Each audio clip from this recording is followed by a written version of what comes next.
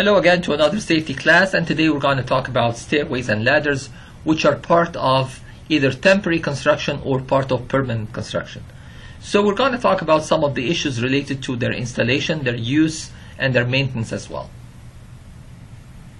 First of all, we're going to talk about the most cited violations or the most frequent citations that happen in the industry. Over the past year, for example, 1,007 violations were reported related to the misuse of portable ladders 3 feet above landing surface, which is clause 1053B1 under subpart X, which is ladders in our code book.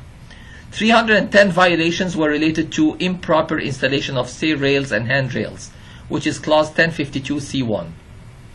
294 violations for the lack of a training program, clause 1060A.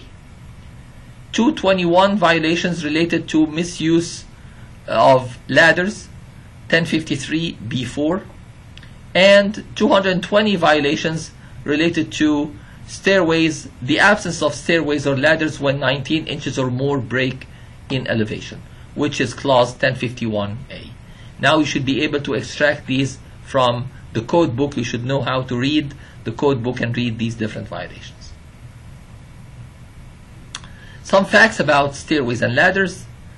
As part of temporary construction and maintenance work, ladders are used extensively on construction sites. So both during construction and after construction as well for maintenance work. Stairways and ladders may cause injuries and fatalities among construction workers, which are mostly due to falls, trips, or slips. About half the injuries caused by slips, trips, and falls from ladders and stairways require time off the job for people to recover, because you might have broken limbs, for example, or severe injuries that require some time off the job. The learning objectives from this lecture: by the end of this presentation, you should be able to recognize the importance of ladders and stairways in construction, identify ladders and stairways main design and installation criteria.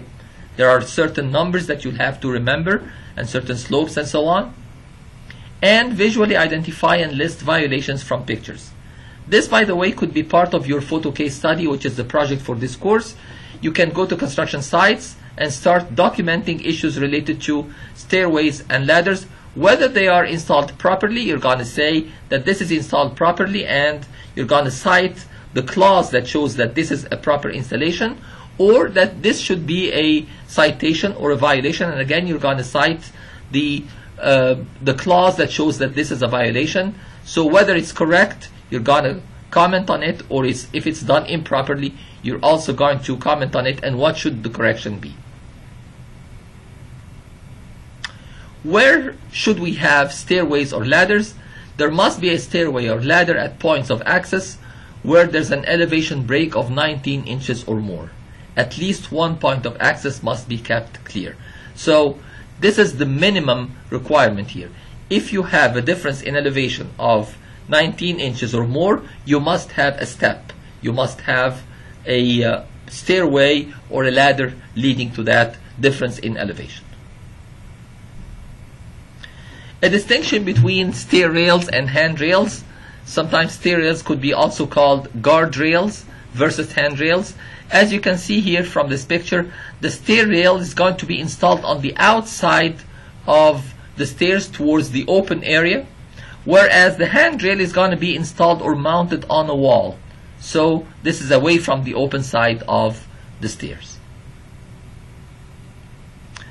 The minimum strength required for these handrails or the top rail or the guardrails is going to be to resist a force of 200 pounds. A person leaning on that guardrail or handrail, that handrail should stop that person from falling or stop the handrail itself from breaking. It should resist that force of at least 200 pounds. Here's a picture, for example, that shows a violation. Why is there a violation here? Because there's a requirement. Stairways with 4 or more risers or higher than 30 inches must be equipped with at least one handrail. So if the difference in elevation is more than 30 inches, of course if it's more than 19 inches, then we're going to need a stair or a ladder. Now this is if it's more than 30 inches And if it has more than 4 stairs, not only are we going to need a stair or a ladder, but we're also going to need handrails or guardrails on both sides of these stairs. As you can see also, this platform, which is open from 3 sides, should have also guardrails to protect from falling from this platform. So the stairway to this platform has more than 4 risers, is not guarded. The platform also requires guarding. Another picture, stairways, the same clause here, the same condition. We have here more than four steps, and it's open from both sides. The difference in elevation definitely is more than 30 inches. So again, there's a hazard of falling and tripping and slipping on this stair. The landing as well. When we talk about stairs design, you're going to find that sometimes you feel comfortable going up some stairs, and sometimes you would feel uncomfortable. On the other hand, also you'd feel the motion of going mechanically downstairs. You do that sometimes very quickly. If there's any non-uniformity between the height of the different risers, that again might cause some issues with tripping and falling and so on. So about the installation of the stairs, it has to be installed between 30 and 50 degrees with the horizontal. So the slope is going to be anywhere between 30 to 50 degrees. Of course, the lower the angle, the more comfortable the stairs are going to be, the less effort you're going to exert trying to get up these stairs. And they must have a uniform riser height and tread depth with less than 1/4 of an inch variation. So the 1/4 of inch here, this is the maximum variation between the heights of the different risers or the depths of the different treads. If you have more than 1/4 of an inch, that definitely causes some hazards and causes people to trip and fall. While we are building the project, we're going to use temporary stairs that are not complete or not finished yet. But the condition to use them is only use pan stairs if filled with filler material at least to the top edge of each pan. So here we have a metal set of stairs, and this is called the pan, which is basically hollow or empty on the inside. You must put some filler material, whether it's wood or something else. So again, this set of stairs should not be used until the filler material has been installed to the top edge of each pan.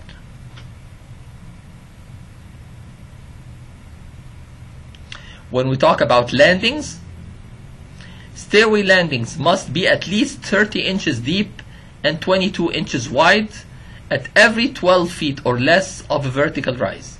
Because you don't want someone going down a long set of stairs without any stopping point or breaking point to break the fall if someone trips and falls. So we're going to limit that fall to a maximum of 12 feet. Therefore, if you have a difference of more than 12 feet, you must have a landing, and the minimum dimensions of that landing, as mentioned here, are going to be 30 inches by 22 inches. Unprotected sides of landings must have standard 42-inch guardrail systems, like this one here, for example. This is a guardrail. Although it's not complete, it's missing something here, which is the mid rail. But the maximum height here is going to be 42 inches.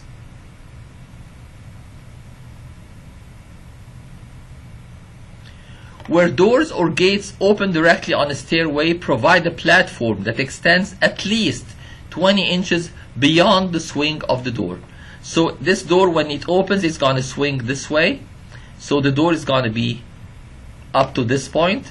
Therefore, the landing should extend at least 20 inches beyond the edge of the door.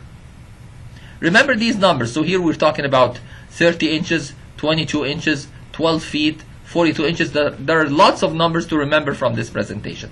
And here we're talking about the 20 inches as well.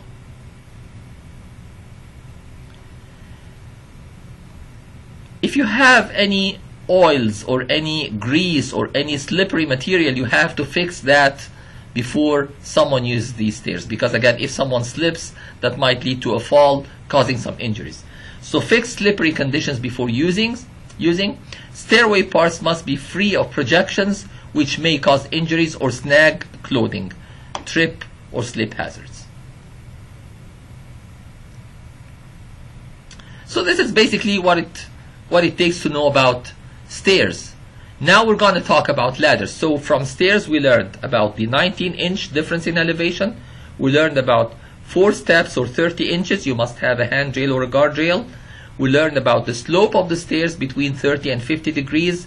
We talked also about the difference in the height of the stairs or the depth of the tread, no more than 1/4 of an inch to provide uniformity. We talked about the landing dimensions, 30 by 22 at least. We talked about the handrail height, 42 inches, plus or minus 3 inches. It can be up plus or minus 3 inches. We talked also about if you have a door opening on the landing, then you should have at least 20 inches beyond the edge of the door. And finally, we talked about the necessity of providing a landing for every 12 feet, maximum of 12 feet of difference in elevation. You have to provide a landing. And of course, we're going to keep the stairs and the landing clean and clear of any obstacles or of any slippery material or anything that can hang or snag or get caught in clothes, leading to tripping or slipping hazards. This is basically the summary of what we discussed so far about stairways. Now let's talk about ladders. General ladder requirements. Ladders must be kept in a safe condition. What do we mean by a safe condition? Keep the area around the top and bottom of the ladder clear, again to prevent tripping and slipping. Ensure rungs, these are called the rungs, which are the steps of the ladder, cleats, here at the bottom, and steps are level and uniformly spaced. Again, similar to what we had in the stairs, for the uniformity you should not have any difference more than 1/4 of an inch. Again, while climbing a ladder is going to be sort of a mechanical motion, so you want your hands and your muscle memory to adjust to that height without much difference in the distances between the different steps. Ensure rungs are spaced 10 to 14 inches apart. So that spacing is going to be anywhere between 10 to 14 inches. Less than that is going to be too cumbersome, and more than that is going to be far harder to reach. Keep ladders free from slipping hazards. Again, if you're going to use any slippery material, make sure that if you have any drops falling on these steps, to clean them before using the ladder. Use ladders only for their designed purpose. Unfortunately, people misuse these ladders. They are designed primarily to move from one level to another, or to stand on that ladder if it's properly supported to do certain types of jobs. But misusing these ladders usually leads to the collapse of that platform and to some severe injuries. So don't tie ladders together to make longer sections unless designed for such use. Don't use single rail ladders. Don't load ladders beyond the maximum load for which they were built or beyond the manufacturer's rated capacity. Each ladder is going to come with a sort of a sticker on the side of the ladder showing its specifications and the maximum load that it should support. What we have here is an improvisation. You see, they're using the ladder as a platform for a platform, and it's very unstable, and that doesn't show proper maintenance or proper use of the ladders. Securing ladders. Secure ladders to prevent accidental movement due to workplace activity. So this ladder is just resting on this ledge here. It's not supported in any way from the bottom or from the top. So it can very easily be toppled, and that basically defeats the purpose of using it. Only use ladders on stable and level surfaces unless secured. I'm not exactly sure whether it's very flat or stable or level surface here at the bottom. So again, this is another issue because that ladder is not secured. Do not use ladders on slippery surfaces unless secured or provided with slip resistant feet. Some rubbery material that can hold itself and prevent the ladder from moving or from slipping due to that slippery material. We're going to see later on there's another violation here as well, because we have another issue with ladders extending beyond the landing surface. We're going to see that in a moment. For the portable ladders, here it's working on a level surface. It has some legs at the bottom that give more stability. Inspect before use for cracks, dents, and missing rungs. If it has any missing rungs, do not use it. Design or treat rungs to minimize slipping by basically, most of them would come already with a rubbery material that can give better friction and prevent slipping. Side rails, which are the side rails of that ladder, should be at least 11.5 inches apart. So the width of the ladder is going to be at least 11.5 inches apart. Here's another number to remember. The ladder must support 4 times the maximum load. So we're going to have a factor of safety of 4. So if the weight of the person here, for example, let's say is 180, let's say even 200 pounds, then this ladder should support at least 800 pounds. On some construction sites, we're going to find some double-cleated ladders, like this one, for example. It's double-cleated. Use a double-cleated ladder with central rail. This is a central rail. Or 2 or more ladders. When ladders are the only way to enter or exit a working area with 25 or more employees. So you don't want, for example, some of them to keep waiting at the bottom until someone gets down. You want to allow motion in both directions at the same time if need be. So if you have 25 or more employees, you have to provide a double-cleated ladder. And when a ladder will serve simultaneous two-way traffic for going up and down, you must provide a double-cleated ladder like this one. One of the very common mistakes is painting the ladders. Why you should not paint ladders? Because the painting might hide some cracks. So don't paint ladders. Don't use an opaque covering like varnish on a wood ladder, because again, it's going to cover cracks, and if the cracks are existing, we need to detect them, we need to correct them, or we need to retire that ladder. But covering it is not going to solve the problem. For the ladder angle, for the installation of the ladder itself, non-self-supporting ladders which lean against a wall or other support, so it's not supported, it's not secured by a tie or something else, they must be sloped at a 1:4. Basically 4 rise over 1 run. So position at an angle where the horizontal distance from the top support to the foot of the ladder is 1/4 the working length of the ladder. So if this is 16 feet, then this must be 4 feet. That's the 4 over 1, or the 1/4. The distance is 1/4 the length of the ladder. Notice that we're not measuring on the sloped surface, but we're measuring vertical and horizontal only. The ladder rail extension. This is a requirement here.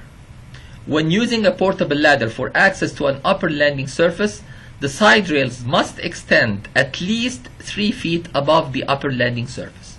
Now, let me go back a couple of slides here. Notice that here it's just resting on the landing surface. It does not have that 3 feet extension, so this is another violation. There are several violations here. It's not tied in any way, shape, or form. The ground is not level, and we do not have the 3 feet extension. This picture shows the 3 foot extension, so this is fine. But again, this one again also shows the 3 foot extension, and it shows that it's tied off to prevent any motion of that ladder and allow for safe going up and down. Sometimes we might have fixed ladders, especially for maintenance and temporary use and things like that. Equip a fixed ladder 24 feet or longer with either a ladder safety device to prevent falling, or self-retracting lifelines with rest platforms every 150 feet or less, or a cage or well, like this one here, we have a cage, and multiple ladder sections, each section not exceeding 50 feet. So these are 3 means of protection from falling using fixed ladders, if they are 24 feet or longer. Also, since we're going to be working at a higher level, we might get close to power lines. So if you're going to work near energized electrical equipment, if using ladders where the employee or the ladder could contact exposed energized electrical equipment, they must have non-conductive side rails such as wood or fiberglass to break the circuit and not allow for the current to flow through the body of the person working on this ladder. So here we show here an aluminum or a metal ladder, and working very close to power line or a energized electrical line. This is definitely a very unsafe practice. I don't think we have the 3-foot extension either here at the top, so there are multiple violations here. The top step. Never ever use the top step or the top of the ladder, so the top step should not be used as a step, nor the top of the ladder. These you should not use. So here we have a violation. This is a well-designed ladder. It shows here the sticker that has the information about its design and about the maximum load and about its compliance with the codes and so on. It has the cross bracing. So the back rungs as the front rungs are used for are designed for use, so you can use it from either side. Don't use cross bracing on the rear of a step ladder for climbing unless the ladder is designed for that. This is designed for that. How to maintain and inspect ladders. We learned before in another presentation about something called a competent person. So a competent person is someone who has the proper training, who can recognize the hazards and who can change the hazardous condition and correct it.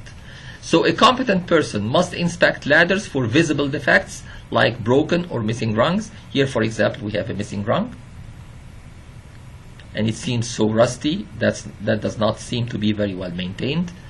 If a defective ladder is found, immediately mark it defective or tag it "Do not use," and withdraw defective ladders from service until repaired, because again they're going to remain a falling hazard until they are corrected. The correct way for climbing the ladder, believe it or not, there's a correct way for climbing a ladder, which is basically something called the 3 contact points.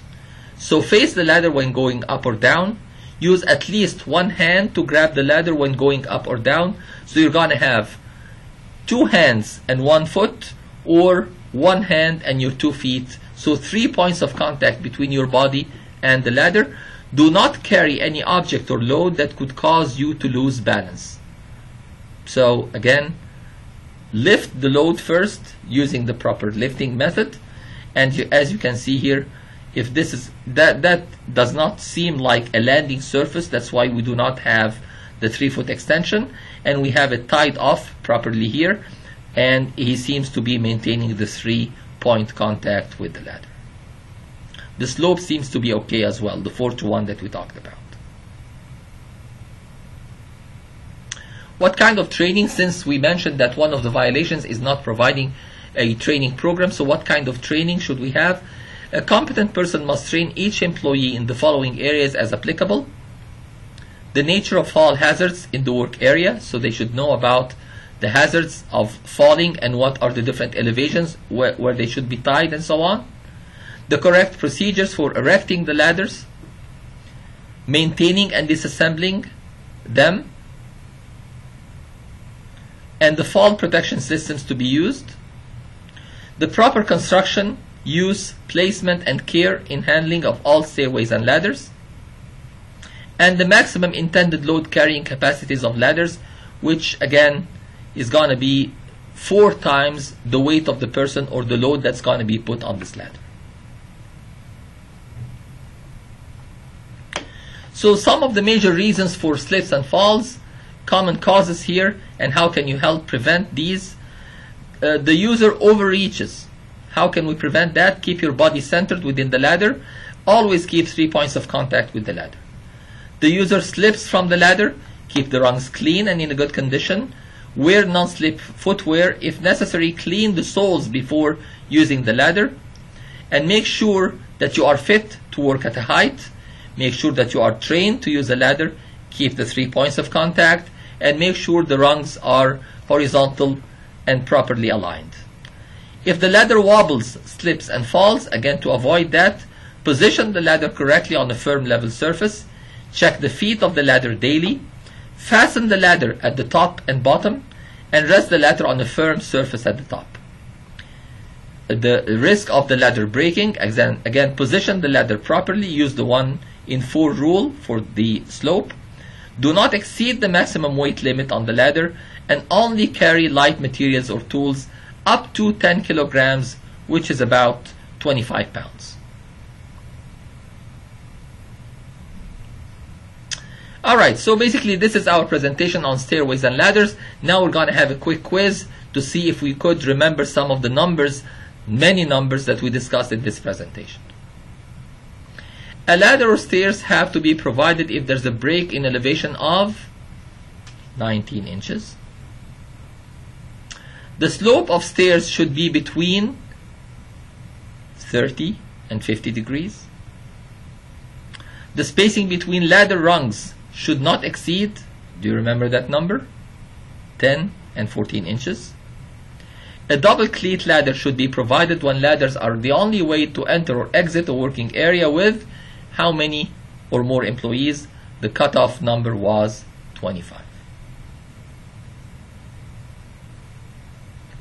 When using a portable ladder for access to an upper landing surface, the side rails must extend at least how many feet? Remember that?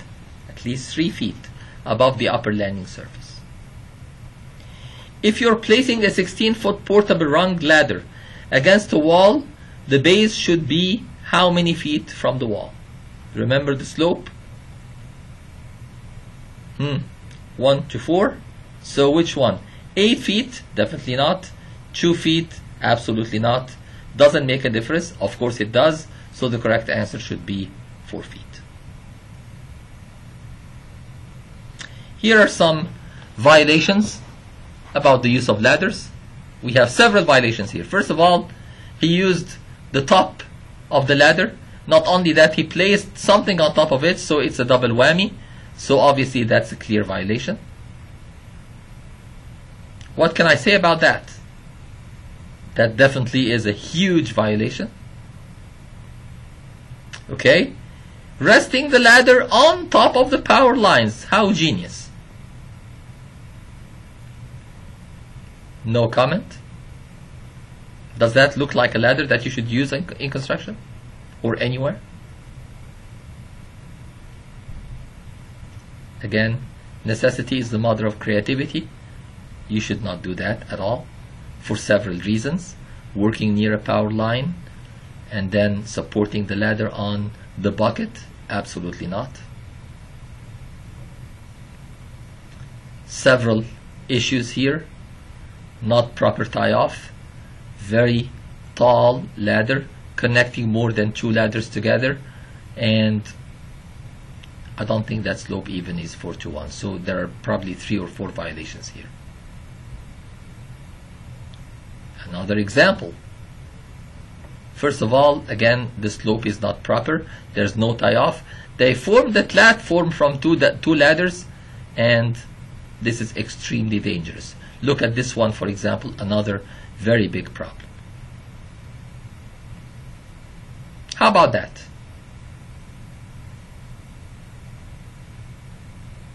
Resting the ladder on another ladder and resting it on glass, which can break and cause injuries. The slope here is not 4 to 1. Again, 3 or 4 different violations here. Notice that these are all actual pictures taken from actual construction sites or construction related activities. Genius. So it might seem funny, but unfortunately all of these usually result in falls, injuries, and unfortunately in some cases fatalities. Imagine if this line is activated, or imagine if that person falls from this ladder, that can lead to a huge injury. So I hope that you've learned something about stairways and ladders in this lecture, and you're going to have the proper practice on your construction sites, and you can use some pictures from your construction site to document either proper or improper use of stairways and ladders, and I'll see you in another lecture.